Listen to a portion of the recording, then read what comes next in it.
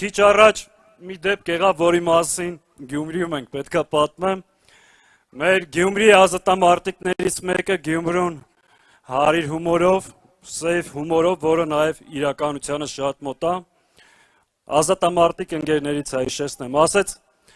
առավոտ, որ մտել էի խանութ, հաց առնելու անընդհատ մտքից մի բան էր գալի, որ հեսա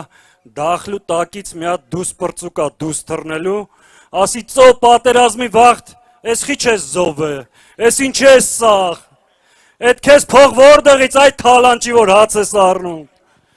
Ժորժ ջան, այս դառ իրականություն է, ու այս խոսքը Հայաստանի Հանրապետության վարչապետի մասին է։ Այսօր ռուպրը ձեռքին ընկել է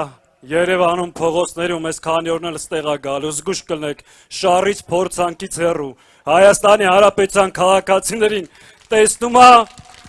հարձակվում է վրները, ասում է, այս ինչ է, դուք սաղ մնաց է, չեմ կարած այս կանից սպանել պրսնել, այս է իրականությունը։